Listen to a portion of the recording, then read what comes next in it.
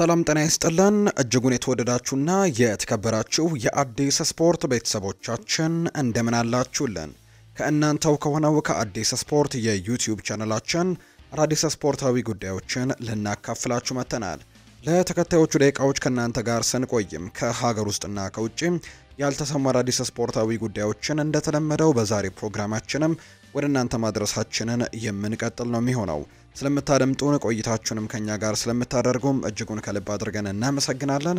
በዛሬ ፕሮግራማችን ትላንትና እጅግ በርከት ያሉ ትልልቆቹን የአውሮፓ ክለቦች ላይ እንዲሁ ትልልቆቹ የአውሮፓ ሊጎች ላይ የተደረጉ ጨዋታዎች ነበሩ። የእነሱን የጨዋታ ውጤቶች እናነሳለን።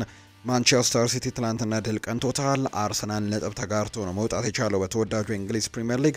ዛሬም የሚደረጉ ጨዋታዎች ያሉ እንዲሁ በስፓኒሽ ላሊጋ ባርሴሎና ድል ቀንቶታል። በጀርመን ቡንደስሊጋ በጣሊያን ሴሪኤም የተደረጉ መርሃ ግብሮች ነበሩ። እንዲሁ በሳዑዲ ፕሮ ሊግም ክሪስቲያኖ ሮናልዶ ትላንትና እጅግ አስደናቂ ምሽትን ማሳለፍ ችሏል። ትላንትና ቆንጆ ሁለት ጎሎችን አስቆጥሮ ክለቡን 2-1 እንዲያሸንፍም ረድቷል። ከትላንትና ጨዋታዎች ጋር አያይዘን እናነሳለን። የዛሬ ጨዋታዎችን እንመለከታለን። እስከ ፕሮግራማችን ፍጻሜ አብራችሁኝ እንድትቆዩ በአክብሮት ጋብዛለሁ። ፉአድ ባህሩ ፕሮግራሙን እየመራው ከእናንተ ጋር ቆይታን የማደርግ ይሆናል። ከመሸጋገሪያ በኋላ ተመልሰን ስንመጣ በቀጥታ ወደ ዛሬ ፕሮግራማችን የምናመራ ነው የሚሆነው። የተወዳጁ የእንግሊዝ ፕሪምየር ሊግን በማስቀደም ነው የምንጀምረው። ትላንትና ቀን 8 ሰዓት ከ30 ጀምሮ የ32ኛው ሳምንት የተወዳጁ የእንግሊዝ ፕሪምየር ሊግ መርሃ ግብሮች ቀጥለው ተደርገዋል።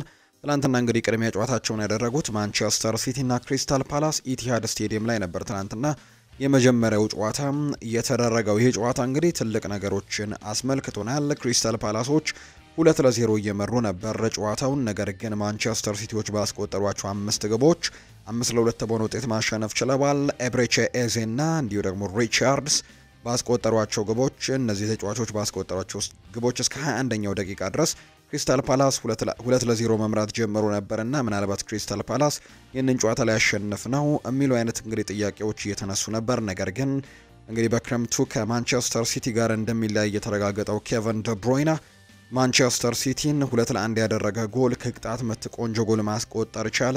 ግብጻዊው ኦማር ማርሙሽ ሌላኛው በዚህ ውድድር እንግዲህ ከዚህ በኋላ በእንግሊዝ ፕሪሚየር ሊግ ሌላኛው ምርጡ ኮከብ ለመሆን እየተዘጋጀ የሚገኘው ግብጻዊው ኦማር ማርሙሽ ትላንትና ጎል አስቆጥሮ እንዲሁ 2-2 አደረጋቸው።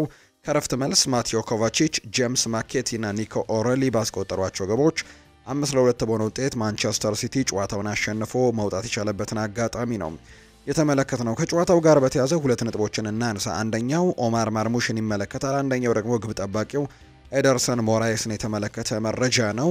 ኦማር ማርሙሽ እንግዲህ ወደ ፕሪሚየር ሊጉ ከመጣ በኋላ ጥቂት ጨዋታዎችን ያደረገው፣ ነገር ግን 6ኛ የፕሪሚየር ሊግ ጎሉን ነው ማስቆጠር የቻለው። አሁን ላይ እንግዲህ ወዲያው ፕሪሚየር ሊግ ውስጥ መጥቶ መላመዱን ነው በርካቶች እየተናገሩ የሚገኙት። ትላንትናም ጎል አስቆጥሯል። በተከታታይ ጨዋታዎችም ጎል እያስቆጠረ ነው የሚገኘው። እንግዲህ ወደፊት እንግዲህ ከሙሐመድ ሳላ በመቀጠል ሌላኛው እንግዲህ ግብጻዊው ኮከብ ለመሆንም እየተዘጋጀ የሚገኝ ተጫዋች እንደሆነ በርካቶች ያነሳሉ። በአይንትራክ ፍራንክፈርት እና በጀርመን ቡንደስሊጋ ይህንን ነገር በተደጋጋሚ አሳይቷል። ዘንድሮ ደግሞ ወደ ማንቸስተር ሲቲ በጥር ከመጣ በኋላ በጣም ጥሩ እንቅስቃሴዎችን እያደረገ ይገኛል። ትላንትናም ሌላ ጎል ማስቆጠር ችሏል። ሌላኛው ኤደርሰን ሞራይስ ነው። ትላንትና እንግዲህ ጄምስ ማኬቲ ያስቆጠራት ጎል ላይ አሲስት ያደረገው ግብ ጠባቂው ኤደርሰን ሞራይስ ነው። በዚህ ውድድር ዓመት ደግሞ 4ኛ አሲስት ሆኖ ተመዝግቧል። ልብ በሉ የተጫዋች ግብ ጠባቂ ነው። ከግብ ጠባቂ ቦታ እየተነሳ ነው እንግዲህ 4 ለግብ የሆኑ ኳሶችን አሲስት ማድረግ የቻለ ወይም አመቻችቶ ማቀበል የቻለው። በእንግሊዝ ፕሪሚየር ሊግ ታሪክም በአንድ የውድድር ዘመን 4 ለግብ የሆኑ ኳሶችን አመቻችቶ ያቀበለ ግብ ጠባቂ የለም። እሱ የመጀመሪያው ነው። ትላንትናም አሲስት አድርጓል ጄምስ ማኬቲ። በአጠቃላይ ለማንቸስተር ሲቲ 7ኛ አሲስት ሆኖ እንዲሁ ተመዝግቦለታልና ግብ ጠባቂ ኤደርሰን ሞራይስ በጣም አስደናቂ ግብ ጠባቂ መሆኑን ትላንትና ማሳይቷል። በተለይ በእግር ከመጫወት ጋር በተያዘ ፔፕ ጓርዲዮላም የሚፈልጉት ያንን ነገር ስለሆነ ትላንትና ጄምስ ማኬቲ ያስቆጠረው ጎል ከግብ ጠባቂው ጋር ነው ፊት ለፊት ያገናኘውና እጅግ አስደናቂ ፓስ እንደነበር ተመልክተናል። እነዚህን ሁለት ነገሮች ለማንሳት ወደናል። በትላንትናው ጨዋታ ላይ ማንቸስተር ሲቲ ማሸነፉን ተከትሎ ነጥቡን 55 ማድረስ የቻለበትን አጋጣሚ ተመልክተናል።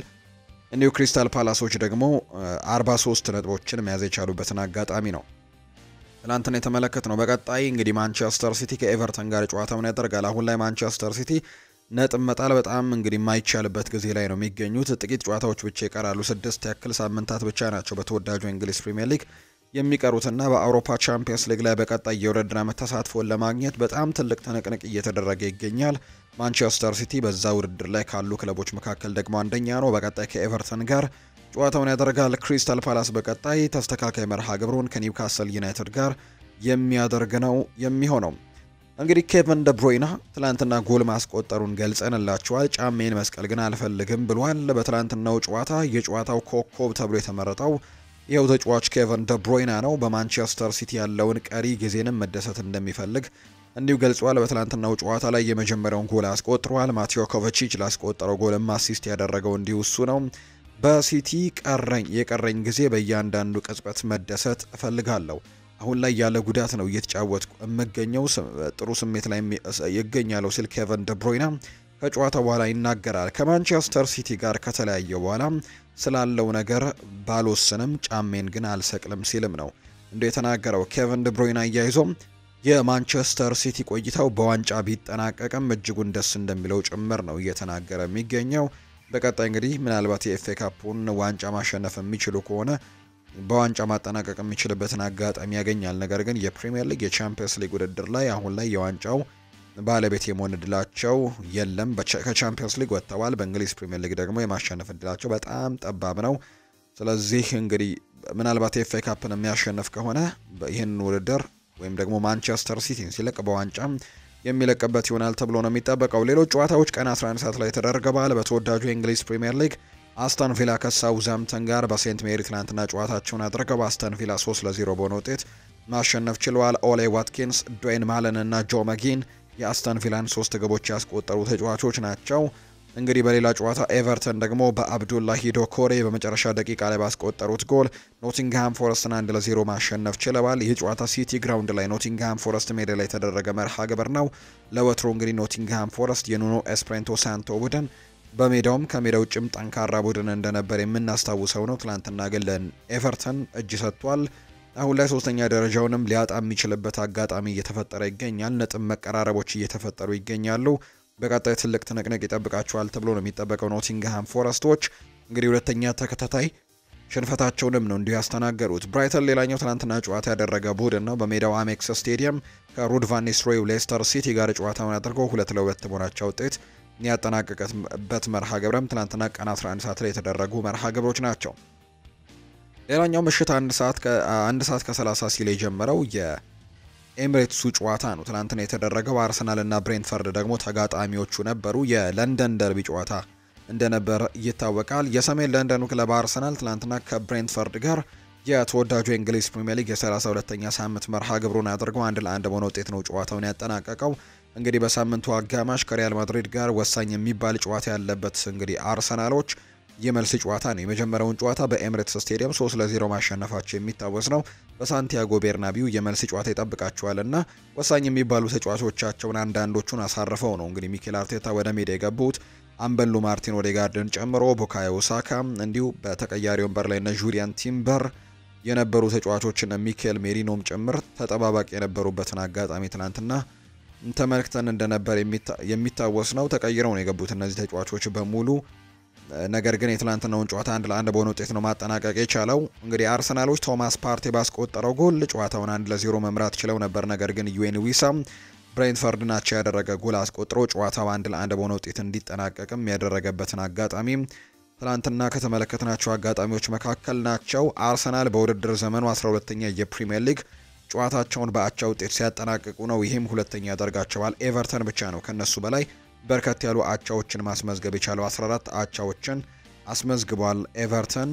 ነገር ግን አርሰናሎች ትላንትና 12ኛ አቻቸው ሆኖ የተመዘገበበትን አጋጣሚ ነው ትላንትና የተመለከትነው። እንዳልኳቸው 12 አቻዎችን ያስመዝግበዋል። በዚህ ደግሞ እንግዲህ ብራይተን 12 አቻዎችን በማስመዝገብ እኩል ነው እንጂ ከኤቨርተን በቀጥሎ ሁለተኛ ብዙ አቻዎችን ያስመዘገበ ቡድን ነው አርሰናል በዘንድሮ የውድድር ዓመት። ትናንትናም አንድ አቻ በሆነ ውጤት ነው ጨዋታውን ያጠናቀቀው። አርሰናሎች 63 ነጥቦችን በመሰብሰብ ሁለተኛ ደረጃ ላይ ተቀምጠዋል። ብሬንትፈርድ 43 ነጥቦችን ነው መሰብሰብ የቻለው። በቀጣይ ደግሞ ለአለመውረድ ከሚተናነቀው ኢፕስዊች ታውን ጋር ጨዋታውን ያደርጋል በፖርትማን ሮድ። እንግዲህ ቀጣይ ጨዋታቸው ይሆናል። ብሬንትፈርድ ከብራይተን ጋር ነው በቀጣይ ጨዋታውን የሚያደርገው። የአርሰናልን የመሪነት ግብ ያስቆጠረው ቶማስ ፓርቴ በትላንትናው ጨዋታ እንግዲህ ጉዳት እንዳጋጠመው ነው አሰልጣኝ ሚኬል አርቴታ ከጨዋታው በኋላ ያረጋገጡት። ጋናዊው የመሃል ሜዳ ተጫዋች የሆነው ቶማስ ፓርቴ በጨዋታው በጁሊያን ቲምበር ተቀይሮ የወጣው ስለተጎዳ መሆኑን ነው ሚኬል አርቴታ የተናገሩት። ቶማስ ፓርቴ ጉዳት አጋጥሞታል፣ እሱን ቀይረን ማስወጣት ነበረብን ሲሉም እንዲሁ ተናግረዋል። ቶማስ ፓርቴ እንግዲህ ለሪያል ማድሪዱ ጨዋታ መድረስ አለመድረሱን አላውቅም፣ ከሐኪሞች ጋር እስካሁን አልተነጋገርኩም ሲሉ ነው አሰልጣኝ ሚኬል አርቴታ ጨምረው እንዲሁ የተናገሩት። ነገር ግን ይሄ ተጫዋች በሪያል ማድሪዱ ጨዋታ ላይ እንግዲህ በጣም ጠቃሚ ተጫዋቻቸው ይሆናል ተብሎ ይታሰብ ነበር። ምናልባት እሱም ማይሰለፍ ከሆነ ግን እንግዲህ ማጣት ሊሆን ይችላል ለአርሰናል ተብሎ ይታሰባል። በሌሎች ተጫዋቾች ለመተካትም ሙከራዎችን ያደርጋሉ ተብሎ ነው የሚጠበቀው። ከጨዋታው በፊትም እንዲሁ ቤን ዋይትም መጠነኛ ጉዳት ገጥሞት እንደነበረ ሰምተን ነበር ከትናንትናው ጨዋታ ላይ። ሌላኛው የአርሰናል ተጫዋች የሆነው ጋብሪኤል ማርቲኔሊ የብሬንትፈርዱ ተጫዋች ክሪስቲያን ኖርጋርድ በቀይ ካርድ መውጣት ይገባው ነበር ሲል ሀሳቡን ሰጥቷል። ክሪስቲያን ኖርጋርድ ስለሰራበት ጥፋት አስቴቱን የሰጠው ማርቲኔሊ እግሬ ላይ በጣም ከባድ ጉዳት ሊያደርስብኝ ይችል ነበር ሲል ነው ክስተቱን ያስረዳው። ማርቲኔሊ በንግግሩ እግሬን መሬት ላይ ቢሆን ኖሮ እንግዲህ ጥሩ ነገር አይፈጠርም ነበር፣ ለኔ ጥፋቱ ቀይ ካርድ የሚያሰጥ ነው ሲልም ነው ትናንትና የተናገረው። እንግዲህ የተመለከታችሁት ቤተሰቦች ካላችሁ ጠንካራ ያለ ፋውል ትናንትና ክሪስቲያን ኖርጋርድ ጥፋቱን መስራቱ የሚታወስ ነው። አርቴታ የማይሆን ጎን የተቆጠረብን የሚል አይነት ሀሳብን ሰጥቷል። የሰሜን ለንደኑ ክለብ አርሰናል አሰልጣኝ የሆነው ሚኬል አርቴታ ቡድናቸው በብሬንትፈርዱ ጨዋታ የተቆጠረበት ግብ ቀላል እንደነበር ጭምር ነው የገለጸው። በውጤቱ በጣም ተበሳጭተናል ያለው ሚኬል አርቴታ የተቆጠረብን ግብ በጣም ደካማ ጎል ነበር ሲልም ነው እንዲሁ አስቴቱን የሰጠው። ቡድኑ ሁልጊዜም ዝግጁ መሆኑን ያነሳው ሚኬል አርቴታ በየሶስት ቀኑ መጫወት ለምደናል፣ እንግዲህ ድካም ሰበብ ሊሆን አይችልም ሲልም ነው የተናገረው። ከሊቨርፑል በ10 ነጥቦች ስለመራቃቸው የተጠየቁት አሰልጣኙ በዚህ ደረጃ እንድንርቅ ያደረጉን ብዙ ምክንያቶች አሉ ሲልም ነው የተናገረው። ማስተካከል ያሉብን ነገሮች አሉ፣ አሁንም እነሱን እያስተካከልን ነው፣ አላማችንም ከዚህ የተሻለ ከፍ ማለት ነው ሲልም ጭምር ነው ሀሳቡን የሰጠው። አሁን ላይ በደንብ የማገገሚያ ሰዓት ነው፣ ለውድድር ዓመቱም ምርጥ ጨዋታ ጥሩ እንዘጋጃለን ሲልም ነው ሚኬል አርቴታ ጭምር እንዲሁ እየተናገረ የሚገኘው። ትናንትና የተደረጉ የተወዳጁ የእንግሊዝ ፕሪሚየር ሊግ መርሃ ግብሮችም እነዚህን ነው የሚመስሉት። ዛሬም ጨዋታዎች ቀጥለው ይደረጋሉ። በተወዳጁ የእንግሊዝ ፕሪሚየር ሊግ ቀን 10 ሰዓት ላይ 3 መርሃ ግብሮች ይደረጋሉ። በስታንፈርድ ብሪጅ ቼልሲ የኬረን ማኬናውን ኢፕስዊች ታውንን የሚያስተናግድበት ጨዋታ ቀደም ብሎ 10 ሰዓት ላይ የሚደረግ ነው። ሌላኛው 10 ሰዓት ላይ የሚደረገው ጨዋታ ሊቨርፑል በአንፊልድ ሮድ ዌስትሃም ዩናይትድን የሚያስተናግድበት ጨዋታ ነው። የግርሃም ፖተርን ቡድን ነው ሊቨርፑሎች የሚያስተናግዱት። ወልቨርሃምፕተን ወንደረርስ በሞሊኒክስ ስቴዲየም እንዲሁ ቶተንሃም ሆትስፐርስን የሚያስተናግድበት ጨዋታ እንዲሁ ዛሬ ቀን 10 ሰዓት ላይ ይደረጋል። ምሽት 12 ሰዓት ከ30 ሲል በኒውካስል ዩናይትድ እና ማንቸስተር ዩናይትድ በሴንት ጄምስስ ፓርክ ስቴዲየም ጨዋታቸውን የሚያደርግ ይሆናል። ይሄ ምሽት 12 ሰዓት ከ30 ሲል የሚደረግ የተወዳጁ የእንግሊዝ ፕሪሚየር ሊግ መርሃ ግብር መሆኑ ነው የወጣላቸው መርሃ ግብር የሚያሳየው። በስፓኒሽ ላሊጋ ባርሴሎና መሪነቱን አጠናክሯል። የካታላኑ ክለብ ባርሴሎና ከሊጋኔስ ጋር ያደረጉትን የላሊጋ መርሃ ግብር 1-0 በሆነ ውጤት ነው ማሸነፍ የቻለው።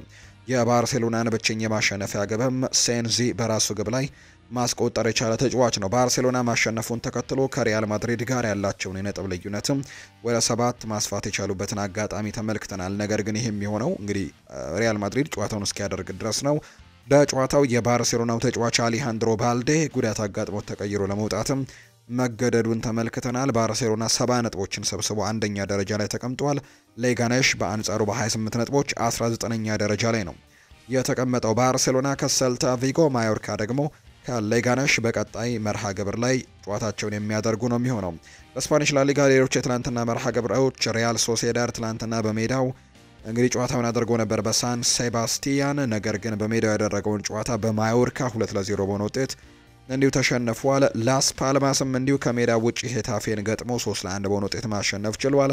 ኤስፓኞልም ከሜዳ ውጪ ሴልታ ቪጎን 2-0 አሸንፈዋል። ትላንትና የተደረጉ በስፓኒሽ ላሊጋ መርሃ ግብሮች ሁሉም ከሜዳቸው ውጪ ጨዋታቸውን ያደረጉ ቡድኖች አሸንፈው መውጣት ችለዋል። ማዮርካ፣ ላስ ፓልማስ፣ ኤስፓኞል እና ባርሴሎና አራቱም ከሜዳቸው ውጪ ነበሩ ጨዋታቸውን ያደረጉት። አራቱም ግን አሸንፈው መውጣት የቻሉበትን አጋጣሚ ነው ትላንትና እየተመለከት ነው። በስፓኒሽ ላሊጋ ዛሬም ጨዋታዎች እንዲሁ ቀጥለው ይደረጋሉ። ዛሬ ኦሳሱና ከዢሮና ጋር ጨዋታውን ያደርጋል። ዴፖርቲቮ አላቬስ እና ሪያል ማድሪድ ቀን 11 ሰዓት ከሩብ ላይ የሚያደርጉት መርሃ ግብርም እንዲሁ ዛሬ የሚደረግ ጨዋታ ነው።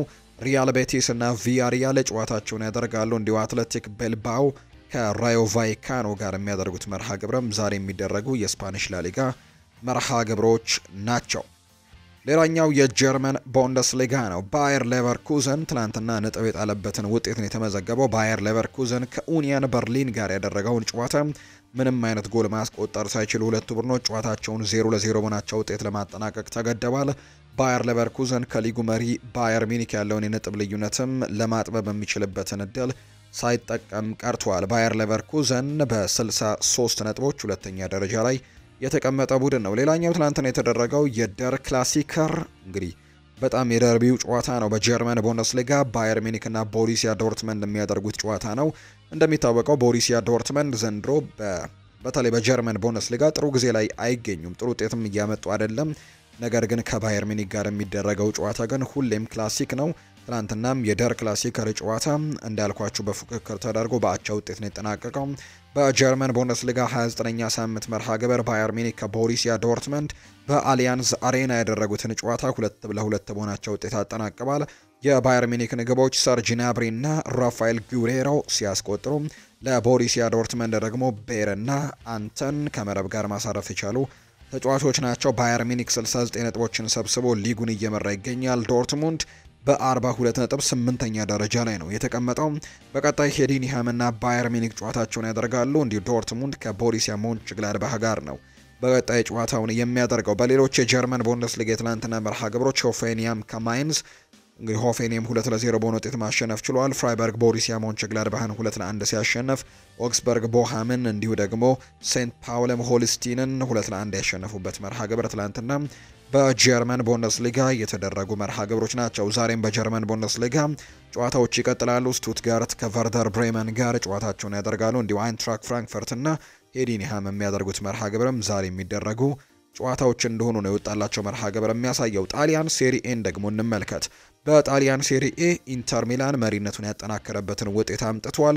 በጣሊያን ሴሪኤ የ32ኛ ሳምንት መርሃ ግብር ኢንተር ሚላን በሜዳው ጁሴፔ ማይዛ ከካግሊያሪ ጋር ነበር ትናንትና ጨዋታውን ያደረገው። 3-1 በሆነ ውጤትም እንዲሁ ማሸነፍ ችለዋል። የኢንተር ሚላንን የማሸነፊያ ግቦች ላውታሮ ማርቲኔዝ፣ ማርኮ አርናቶቪች እና ቢሴክ ከመረብ ጋር ሲያሳርፉ ለካግሊያሪ ደግሞ ፒኮዲ ነው ጎሉን ማስቆጠር የቻለው። አርጀንቲናዊው የኢንተር ሚላን የፊት መስመር ተጫዋች የሆነው ላውታሮ ማርቲኔስ በውድድር ዘመኑ 12ኛ የሊግ ጎሉን ማስቆጠር የቻለበትን አጋጣሚ ተመልክተናል። ኢንተር ሚላን አሁን ላይ ሊጉን በ71 ነጥቦች መምራቱን ቀጥሏል። ካግሊያሪ በ30 ነጥቦች 15ኛ ደረጃን የተቀመጠው። በቀጣይ ኢንተር ሚላን ከቦሎኛ ጋር በጣም ወሳኝ የሚባለውን ጨዋታ ያደርጋል። ካግሊያሪ እና ፊዮረንቲና ቀጣይ መርሃ ግብራቸውን የሚያደርጉ ቡድኖች ናቸው።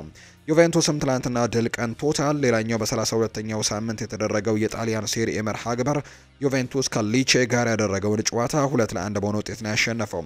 የዩቬንቱስን የማሸነፊያ ግቦች ኩፔ ሚያርስ እና ኬናን ይልዲዝ ትላንትና ማስቆጠር ችለዋል።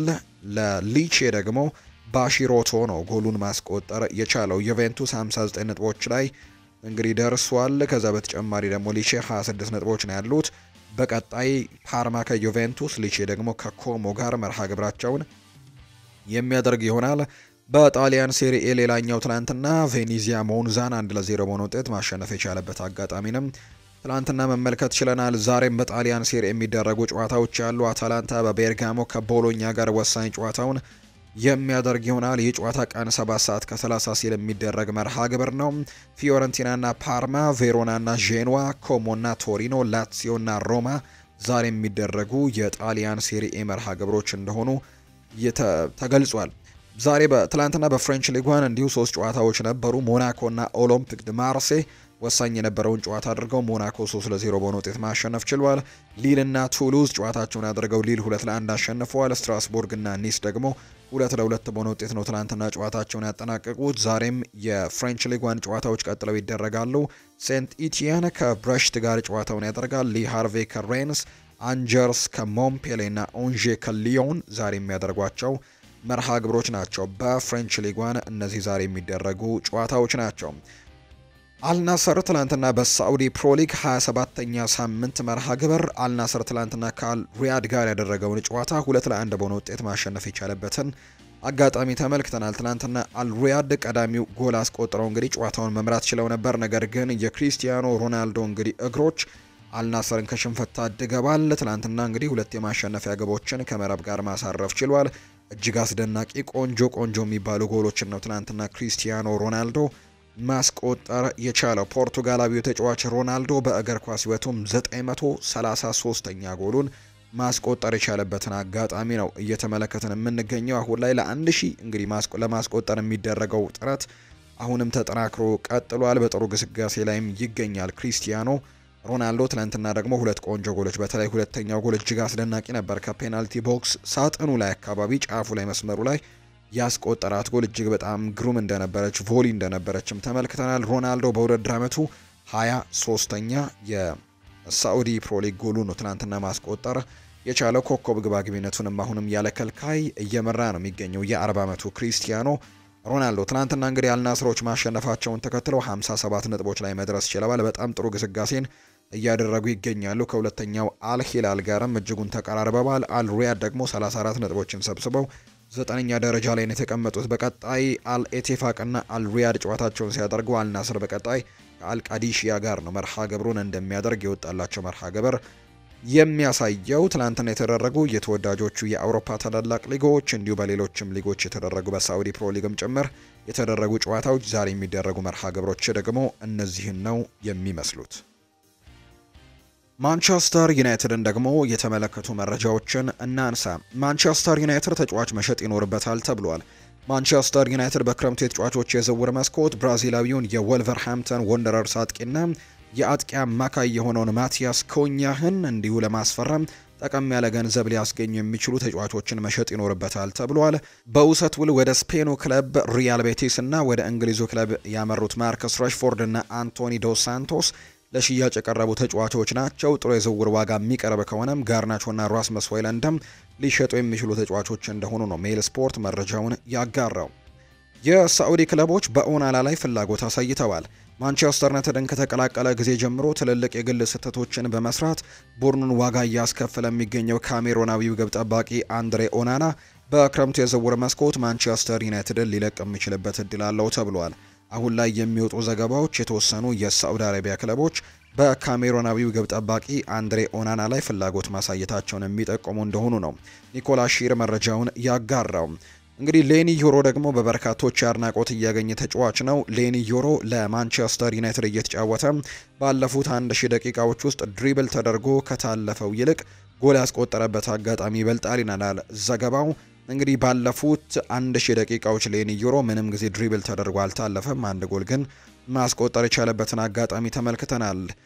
ሌላኛው ከሳምንታት በፊት ማንቸስተር ዩናይትድ የታይለር ዴብሊንግን ዋነኛ ፈላጊ እንደሆነና ሳውዝሃምፕተኖችም በዚህ ድንቅ ታዳጊ ላይ 100 ሚሊዮን ፓውንድ የዝውውር ዋጋ መለጠፋቸው ተናግረው ነበር። ሆኖም ግን ተጫዋቹ ሳውዝሃምፕተን ያቀረበለት የውል ማራዘሚያን ውድቅ በማድረግ ከማንቸስተር በኩል ያለውን ጠንካራ ፍላጎት ለማስተናገድም የተዘጋጀ ተጫዋች ሆኗል። በተጨማሪም ሳውዝሃምፕተኖች ተጫዋቹን በ35 ሚሊዮን ፓውንድ ይልቅ ዘንድ እንግዲህ ፍቃዳቸው እንደሆነ እንዲለቅም ፍቃዳቸው እንደሆነ ይጠበቃል ተብሎ ነው ከቼንድ ኦፍ ሳይድ መረጃውን ያጋራው። ማንቸስተር ዩናይትድ ራስመስ ሆይለንድን ለማስፈረም ከ52 ሚሊዮን ፓውንድ በታች የመቀበል እቅድ የለውም ተብሏል። የሴሪኤው ክለብ ዩቬንቱስን ጨምሮ ሌሎች ክለቦችም የተጫዋቹን ሁኔታ በቅርበት እየተከታተሉ እንደሚገኙ ነው ቱቶ መርካቶ መረጃውን ያጋራው። ማይክ ፌላን የቀድሞ የማንቸስተር ዩናይትድ ምክትል አሰልጣኝ ሩበን አሞሪም አሁን ላይ እንደ አሰልጣኝ ትልቅ ውሳኔ መወሰን ያለበት ደረጃ ላይ ደርሷል።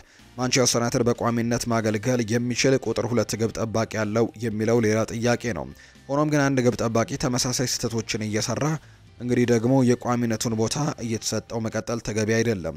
ፒተር ሽማይክል የቀድሞ የማንቸስተር ዩናይትድ ግብ ጠባቂ በአንድሬ ኦናና ላይ በየትኛውም ሰዓት እምነት ሊኖርክ አይችልም ሲል ይናገራል።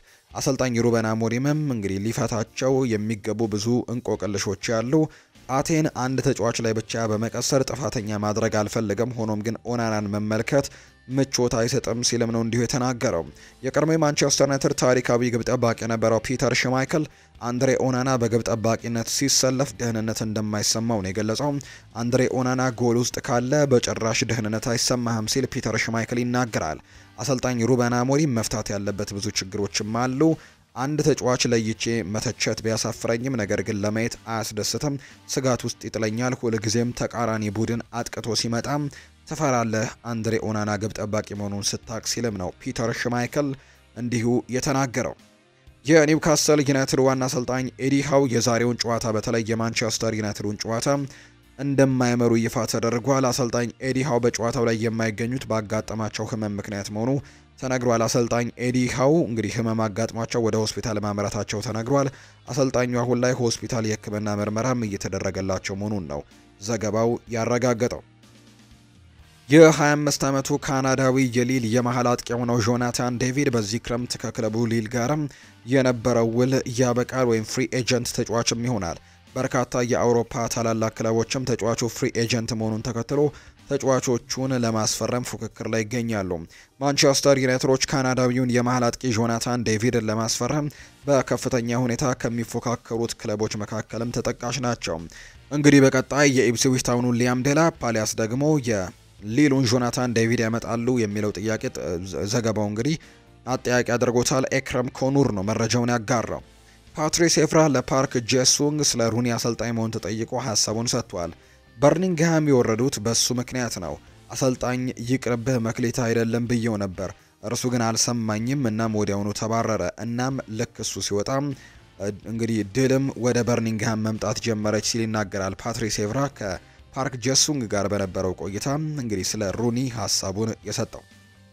ሌላኛው አርሰናልን የተመለከተ መረጃ ነው የምናነሳው። ኪንግስሌ ኮመን ወደ አርሰናል ሊያመራ እንደሚችል መረጃዎች ይወጣሉ። ፈረንሳዊው የፊት መስመር ተጫዋች ኪንግስሌ ኮመን በሚቀጥለው ክረምት ባየር ሚኒክን መልቀቅ እንደሚፈልግ መገለጹን ስካይ ስፖርት የተባለ የመረጃ ምንጭ መዘገቡን ነው በርካቶች እያነሱ የሚገኙት። ስለዚህም የሰሜን ለንደኑ ክለብ አርሰናል በቀጣይ የተጫዋቹ መዳረሻ ሊሆን እንደሚችል የሚያሳዩ መረጃዎች ደግሞ አሁን ላይ እየወጡ እንደሚገኙ እየተጠቆመ ይገኛል። ቶተንሃም በበኩሉ ተጫዋቹን ማስፈረም እንደሚፈልጉ ሲገለጽ የሚጠየቀው የደሞዝ ክፍያ ፈተና እንደሚሆንባቸውም ተዘግቧል። በሌላ በኩል የኪንግስሌ ኮማን የረጅም ጊዜ ፈላጊ የሆኑት የሳዑዲ አረቢያ ክለቦችም እንቅስቃሴ ጀምረዋል ተብሎ እንደሚጠበቅ ነው መረጃው ያሳየው። አርሰናሎች አርዳ ጉሌርን ለማስፈረምና የቡድኑን የአጥቂ መስመር ለማጠናከርም 40 ሚሊዮን ዩሮ እንግዲህ ማቅረብ እንዳለባቸው የሚያሳዩ መረጃዎችም እንዲወጥተዋል። አርሰናል በሳንቲያጎ ቤርናቢው ጎል ካስቆጠረ ነገሮች እንደገና ይባባሳሉ። አሁንም ሪያል ማድሪድ አርሰናልን ለማሸነፍ ከመግባቱ በፊት ብዙ ነገሮችን ማስተካከል አለበት ብዬ አስባለሁ። ይህንን ያልኩት ምክንያት ዘንድሮ በሳንቲያጎ ቤርናቢው በጣም እንግዳ የሆኑ ነገሮች ሲከሰቱ ስላየሁ ነው ብሏል ሪዮ ፈርዲናንድ ሲናገር። የቶማስ ፓርቴ ኮንትራት ሊጠናቀቅ 2 ወር ከ3 ሳምንታት ከ3 ቀናት ይቀሩታል። አርሰናል እስካሁን የኮንትራት ማደስ ስራዎችን እየሰራ እንዳልሆነም ነው መረጃዎች የሚያሳዩት። መረጃዎች እንደሚያሳዩት ከሆነ አርሰናል ቪክተር ዮከርሽን፣ ኒኮ ዊሊያምስን እና ማርቲን ዙቤሜንዲን በክረምቱ ወደ አርሰናል እንደሚያስፈርሙ ተማምነዋል የሚሉ መረጃዎች ደግሞ አሁንም በስፋት እየወጡ የሚገኙ መረጃዎች ናቸው። ሌላኛው የሚነሳው የቀድሞ የማንቸስተር ዩናይትድ ተከላካይ ሪዮ ፈርዲናንድ የዘንድሮን የአውሮፓ ቻምፒየንስ ሊግ ዋንጫ ፓሪስ ሰን ዠርሜን ያሸንፋል ሲል ግምቱን አስቀምጧል። ኦፕታም ሱፐር ኮምፒውተር በበኩሉ የዋንጫው አሸናፊነት ግምቱን ለአርሰናል ሰጥቷል። ለዋንጫው አሸናፊነት የተሰጣቸው ግምትም በርካቶች ሀሳቦቻቸውን እያጋሩበት ነው የሚገኘው። ሊቨርፑልን የተመለከቱ መረጃዎችን ደግሞ እናንሳ። አንድሪው ሮበርትሰን ስለ ሙሐመድ ሳላህ ይናገራል። በአእምሮህም ሆነ በአካል ምናልባት አብሮ የተጫወትኩት ምርጥ ተጫዋች ነው። ራሱን እንዴት የሚንከባከብ ተጫዋች እንግዲህ እንደሆነ ማየት ትችላላችሁ ሲልም አንድሪው ሮበርትሰን ስለ ሳላህ ተናግረዋል። ሳላህ በበኩሉ ደግሞ ከሊቨርፑል ጋር ያለኝን ውል አራዝም ያለው ምክንያቱም በሊቨርፑል ቤት በቀጣይ ዓመታትም ብዙ ዋንጫዎችን እንደምናሸንፍ እርግጠኛ ስለሆንኩኝ ነው ሲልም ጭምር እንዲሁ ተናግሯል። ሊቨርፑሎች የሳላህንና የቨርጂል ቫን ዳይክን ጉዳይ ከጨረሱ በኋላ ፊታቸውን ወደ ኢብራሂማ ኮናቴ ኮንትራትም ያዞራሉ ተብሎ እንደሚጠበቅ ደግሞ ፋብሪዚዮ ሮማኖ መረጃውን አጋርቷል። ሊቨርፑሎች በቦርንመዙ ተከላካይ ዲን ሁጅሰን ላይ ያላቸው ፍላጎት አሁንም ጨምሯል። ሪያል ማድሪድ የተጫዋቹ ፈላጊ ነው፣ ነገር ግን ማድረግ የሚችል አይመስልም። ምክንያቱ ደግሞ ፋይናንሻል ጉዳዮች ሊይዙት እንደሚችሉ ነው የሚታመነው። ጄደን ዳንስ ከሰንደርላንድ ጋር የነበረውን የውሰት ውል በጀርባ ጉዳት ምክንያት ተቋርጧል። አሁን ላይ የሊቨርፑል ትኩረት ተጫዋቹ ለቅድመ ውድድር ዘመንም ልምምድ እንዲዘጋጅ ማድረግ ነው። የ19 ዓመቱ አጥቂ የጀርባ ጉዳት በሕክምና ወቅትም ተከስቶበታል። ስለዚህ የሊቨርፑል ዶክተሮች ቁጥጥር ስር ሆኖ ማገገሙን በመቀጠል በመርሲሳይድ ይቆያል ተብሎ ይታሰባል። መጀመሪያ ላይ ጄደን ዳንስ እንደሚያገግምና በውድድር ዓመቱ መጨረሻ ላይም ለሰንደርላንድ ሊመለስ ይችላል የሚል ተስፋ ነበረው። ሆኖም ግን አሁን ላይ ከጨዋታ ውጪ መሆኑ ነው እየተነገረ የሚገኘው። ሊቨርፑሎች በጁላይ ወር የቅድመ ውድድር ዘመን ልምምዱን እንዲጀምርም በማዘጋጀት ላይ ትኩረት አድርገዋል ብሏል ዘ አትሌቲክ በመረጃው። አሊሰን ቤከር ከጋላታሳራይ ጋር በግር ጉዳይ ለመነጋገር በአመት 25 ሚሊዮን ዩሮ እየጠበቀ ነው። ድርድሩ የተበላሸው ስሙን ያልገለጸው የሳዑዲ አረቢያ ክለብም ለግብ ጠባቂው 30 ሚሊዮን ዩሮ አቅርቧል። ሊቨርፑል ለመልቀቅም ይዘጋጅ የሆነ በርካቶች የሚያስቡት ነው። ማንቸስተር ሲቲን ደግሞ የተመለከቱ መረጃዎችን እናንሳ። ማንቸስተር ሲቲ ራያን ቸርኪን ከሊዮን ለማስፈረም ንግግር ለመጀመር ዝግጁ ናቸው እየተባለ ይገኛል። ለተጫዋቹ ውል አዘጋጅተዋል ብሎናል ዘገባው። ሞርጋን ሮጀርስ የቀድሞ ክለቡን ማንቸስተር ሲቲን ተጫዋቹን ለማስፈረም ቢፈልግም አስተን ቪላ ሞርጋን ሮጀርስን በክረምቱ ለማቆየት በጣም እየሰሩ እንደሆነ ፉትቦል ኢንሳይደር መረጃውን አጋርቷል። ሲቲ ኤደርሰንን ለማስፈረም ፍላጎት አሳይተዋል። ነገር ግን እንቅስቃሴ ከማድረጋቸው በፊት በቻምፒየንስ ሊግ መሳተፋቸውን ካረጋገጡ በኋላ ነው ወደ ተጫዋቹ ዝውውር የሚያመሩት። ይህ እንግዲህ የአታላንታ ተጫዋች እንደሆነ ይታወቃል። በርከት ያሉ ክለቦችም የዚህ ተጫዋች ፈላጊዎች ናቸው። የፍሎሪያን ቨርትስን ጉዳይ እንመልከት። በሌቨርኩዘን እና በፍሎሪያን ቨርትስ ቤተሰብ መካከል በርካታ ስብሰባዎችና ውይይቶች ተካሂደዋል። ባየር ሌቨርኩዘን በክረምቱ ሪካርድ የሆነ ፊርማን ለማድረግ ተዘጋጅተዋል። እንደ ዘገባዎች ከሆነ እንግዲህ የካርል ሄንዝ ሩሚኒንጌ በእነዚህ ንግግሮች ውስጥም ከሌቨርኩዘን ጋር ድርድር በማድረግም ቁልፍ ሚና ነበራቸው ይለናል ዘገባው። በባየር ሌቨርኩዘን እና በፍሎሪያን ቨርትስ መካከል ምንም የውል ማራዘሚያ እስካሁን አልተስማሙም። ሌቨርኩዘን አሁንም ቢያንስ እስከ 2026 ክረምት ድረስም እንደሚያቆየው እርግጠኛ ነው። ማንቸስተር ሲቲ ከባየር ሚኒክ ዋና ተፎካካሪ ሆኖ ቀጥለዋል። ነገር ግን የቨርትስ ቤተሰቦች አንድ ቀን ፍሎሪያን ቨርትስ ወደ ሌላ አውሮፓ ሀገር ከመሄዱ በፊት አሁንም ወደ ባየር ሚኒክ ለመዘዋወር እቅድ እንዳላቸው ነው እየተገለጸ የሚገኘው። ስካይ ስፖርት ነው መረጃውን ያጋራው። በርናርዶ ሲልቫ በክረምቱ ወደ ቤኔፊካ ለመመለስ ንግግሮች በከፍተኛ ደረጃ እየተከናወኑ ነው ይለናል ዘገባው። ሪያል ማድሪድን የተመለከቱ መረጃዎችን እናንሳ። ሪያል ማድሪድ እንግዲህ በዛሬው ጨዋታ በማን ይመራል የሚጠበቅ ነው። ጣሊያናዊው የሪያል ማድሪድ ዋና አሰልጣኝ የሆኑት ካርሎ አንቸሎቲ በቅጣት ምክንያት በቀጣይ የአንድ ጨዋታ ቅጣት ይጣልባቸዋል። ይህንን ተከትሎ ሪያል ማድሪድ ዛሬ ከዲፖርቲቮ አላቬስ ጋር የሚያደርገው የሊግ መርሃ ግብርን የማይመሩ ይሆናል።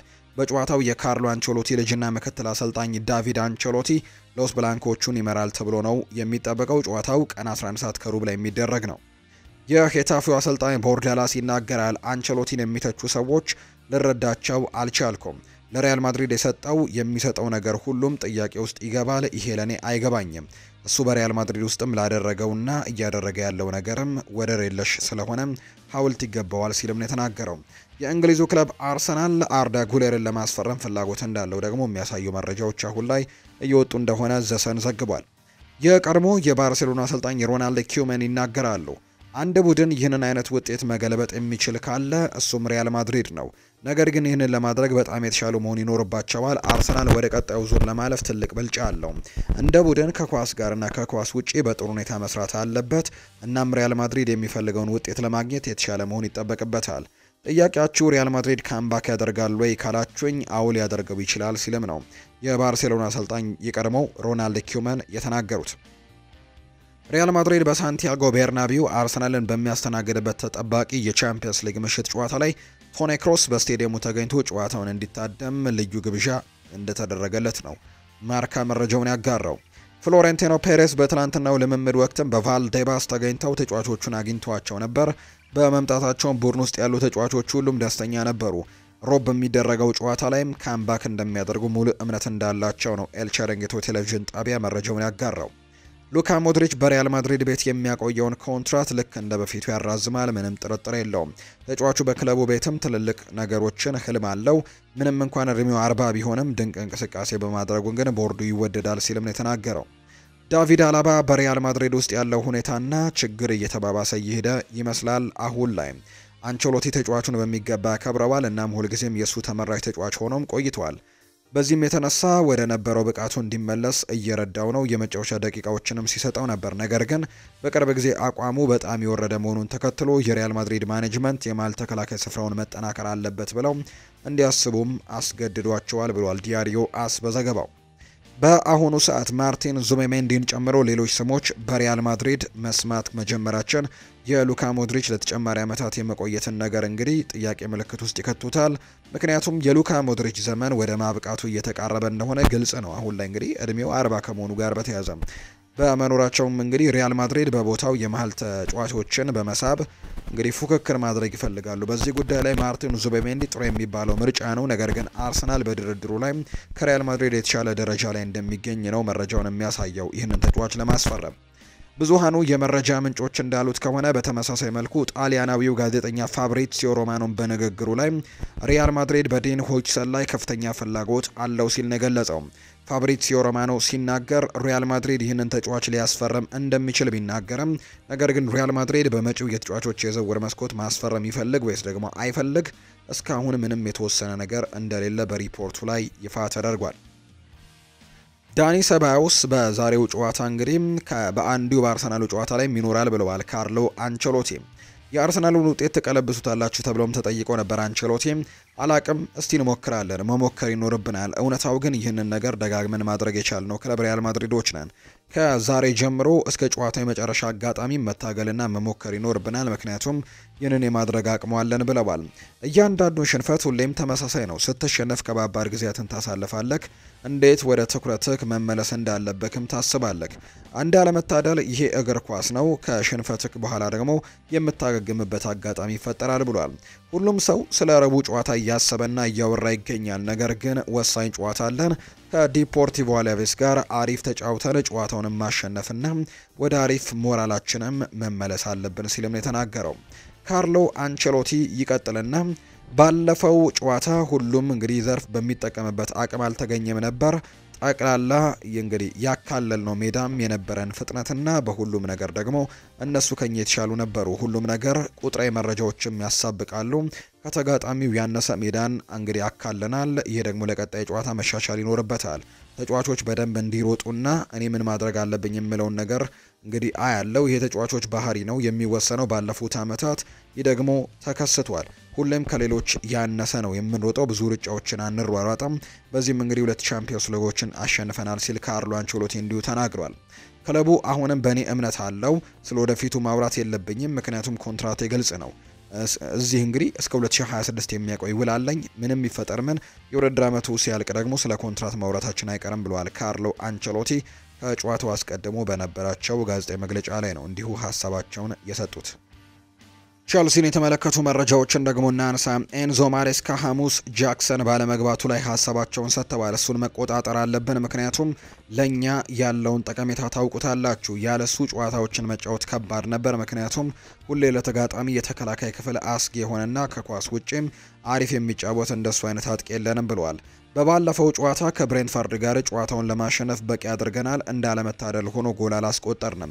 ነገር ግን ከ20 በላይ ሙከራዎችን አድርገናል። ስለዚህ የጎል እድሎችን ያለመጠቀም ጉዳይ ነው። የጎል እድል መፍጠር መቀጠል አለብን። መጨረሻ ላይ በደረጃ ሰንጠረዡ የምንሆንበት ደረጃ ላይ እናያለን ሲልም ነው የተናገረው። በአንጻሩ ቶሲን አደርቤዮ ኢፕስዊች ታውን መጀመሪያ እንግዲህ እኛን ስላሸነፉን ጨዋታው ቀላል አይሆንም። በጨዋታው 3 ነጥብ ማሳካት ይኖርብናል ብሏል ቶሲን። ይቀጥልና ትኩረታችን በቻምፒየንስ ሊግ ቦታን ማግኘት ላይ ነው። ቀሪዎቹ ጨዋታዎች ግባችንን በአእምሯችን ላይ አስቀምጠን መጫወት አለብን። ከጨዋታው በፊት ስለምናሳካቸው ነገሮች አውርተን ነው የምንገባው። አላማችን ማስታወስና ያንን ለማሳካትም መፋለም ይኖርብናል ሲልም ቶሲን አደርቤዮ ተናግሯል። እንዲሁ ላቪ ኮልዊልም ይናገራል። ቻምፒየንስ ሊግ መሳተፍና ኮንፈረንስ ሊግን ማሳካት እንፈልጋለን። እዚህ ያሉ ተጫዋቾች ጓደኞቼና ወንድሞቼ ናቸው። ጨዋታውን በምናሸነፍበትና በምንሸነፍበት ጊዜ ሜዳ ላይ ያለንን ነገር ማየት ትችላላችሁ። በጣም አስደናቂ ነው። በየቀኑ እርስ በርሳችን እንዋደዳለን። እናም ለዚህ ነው እየተሻሻለን ያለ ነው ሲልም ሀሳቡን ሰጥቷል። እንግዲህ ላቪ ኮልዊል ነው ይህንን ሀሳብ ደግሞ የሰጠው። መረጃ የሚያወጣውን ሰው አውቄዋለሁ ብሏል አንጌ ፖስት ኮግሉ። የሰሜን ለንደኑ ክለብ ቶተንሃም ዋና አሰልጣኝ የሆኑት አንጌ ፖስት ኮግሉ ከቡድን ውስጥ መረጃ የሚያወጣ ሰው መኖሩን ገልጸዋል። ከቡድን ውስጥ መረጃ አሽልኮ የሚያወጣ ሰው አለ ያሉት አሰልጣኙ በዚህ የውድድር ዓመት ብዙ ጉዳዮች አድርሶብናል ሲልም ወቅሰውታል። አሰልጣኝ አንጌ ፖስት ኮግሉ አክለውም ነገር ግን አሁን ላይ ማንነቱን አውቀዋለሁ፣ በቅርቡ ከዚህ ይጠፋል ሲሉም ማንነቱን ደርሼበታለሁ ብለዋል። ይህንን ማድረግ ተቀባይነት የለውም ምክንያቱም እኛን ምንም አይረዳንም፣ እሱንም አይጠቅመውም። ተጨማሪ ችግር ሳንጨምር በቂ ችግሮች ያሉብን ይመስለኛል ብለዋል አንጌ ፖስት ኮግሉ። በእንግሊዝ ፕሪሚየር ሊግ ጨዋታዎችን ረዳት ዳኛ በመሆን ለበርካታ ዓመታት ያገለገለው ዳረን ካን በይፋ ራሳቸውን ከዳኝነት አግልለዋል። 25 ዓመታትን በዳኝነት ስራ ያሳለፉት ረዳት ዳኛው ማንቸስተር ሲቲ ክሪስታል ፓላስን ባሸነፈበት ጨዋታ ለመጨረሻ ጊዜ ሜዳ ላይ ታይተዋል። 579 የፕሪሚየር ሊግ ጨዋታዎችን የመሩት ዳረን ካን በሊጉ ታሪክ በርካታ ጨዋታዎችን የመሩ ረዳት ዳኛ በመሆን ባለ ታሪክ መሆናቸው ተገልጿል። የ56 ዓመቱ ረዳት ዳኛ ዳረን ካን በዳኝነት ስራቸውም አጠቃላይ ከ1000 በላይ ጨዋታዎችንም መምራታቸው ነው እየተገለጸ የሚገኘው። የተወደዳችሁና የተከበራችሁ ቤተሰቦቻችን ለዛሬ ያዝንላችሁ አዳዲስ ስፖርታዊ መረጃዎቻችን እነዚህን ይመስላሉ። ስላደመጣችሁን፣ ስለተከታተላችሁን፣ ስለምትጽፉልንም እጅጉን ከልብ አድርገን እናመሰግናለን። ቪዲዮአችንን ላይክ፣ ቻናላችንን ሰብስክራይብ እያደረጋችሁ ከኛ ጋር የነበራችሁ በሙሉ እጅጉን ላቅ ያለ ምስጋናችንን ለእናንተ ማድረስ እንፈልጋለን።